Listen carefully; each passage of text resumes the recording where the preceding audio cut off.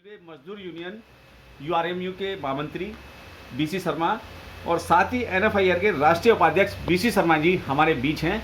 आज old pension, new pension और pension भोगियों के बारे में ही इस विषय पे बात करेंगे, जानकारी देंगे BC Sharma ji. Sir,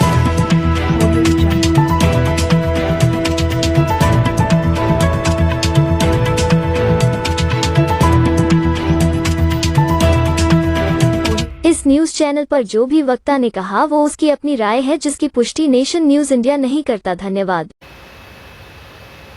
pension sir इधर देखना 1957 से पहले हाँ। जो है पेंशन का प्रावधान नहीं था और प्रोविडेंट फंड जो है वो डबल करके मिलता था। उसके बाद ये आया कि पेंशन ऑप्ट करेंगे, पेंशन कर्मचारी ऑप्ट करते थे, लेकिन कुछ पीरियड के बाद आया कि जिसने नहीं लेनी वो ही छोड़ेगा, नहीं तो पेंशन कंपलसरी थी। पेंशन कोई ये किसी की दी हुई खैरात नहीं है। पेंशन कर्मचारी युवावस्था में गवर्नमेंट के अदारे में आता है, चाहे वो रेलवे में आए चाहे स्टेट में आए, तो बुढ़ापा लेके जाता है।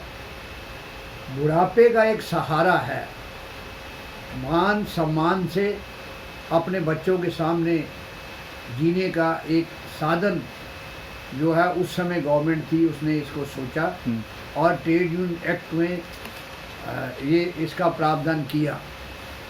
उसके अनुसार जो है पेंशन मिलती थी।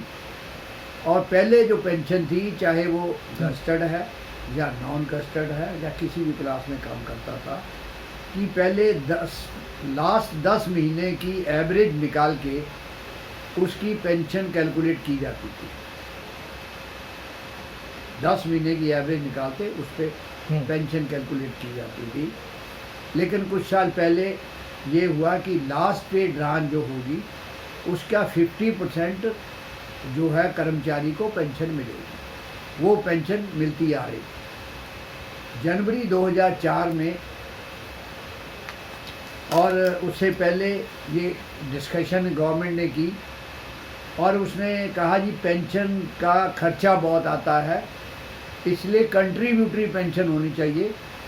10% प्रोविडेंट फंड से पैसा काट के वो मार्केट में लगाएंगे, उस मार्केट के शेयरों में जो लगाकर जो प्रॉफिट आएगा उसके ऊपर पेंशन देंगे। तो लिबरलाइज पेंशन और न्यू पेंशन, नो पेंशन में मैं तो कहूँगी कि जो नया सिस्टम आया चरबी से, उसमें पेंशन का कोई पीपीओ इशू नहीं होता, इसलिए वो पेंशन नहीं है।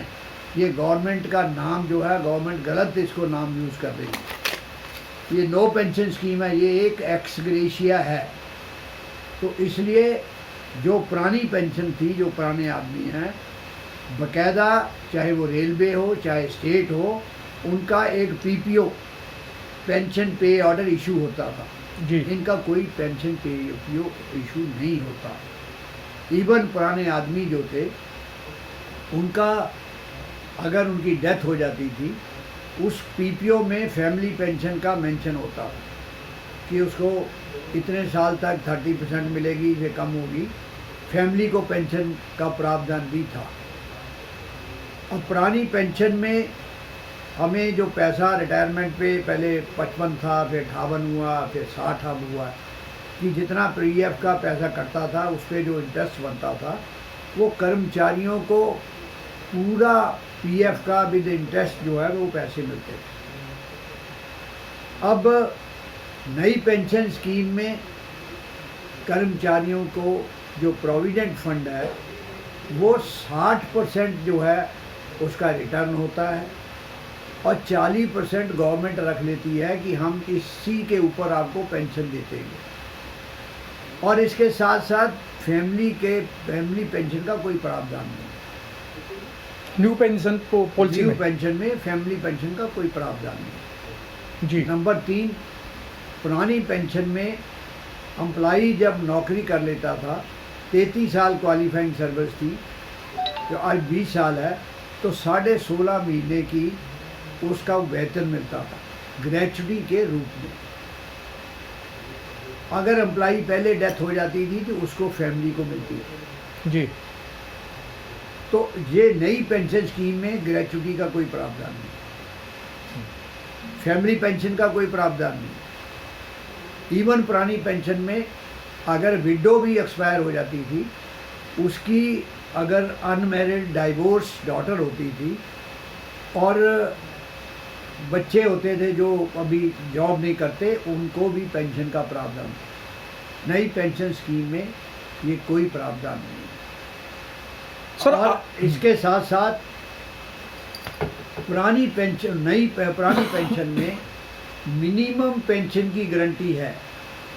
अगर पेंशनर की डेथ हो जाती है तो विडो को मिनिमम 9,000 रुपया पेंशन मिलेगी।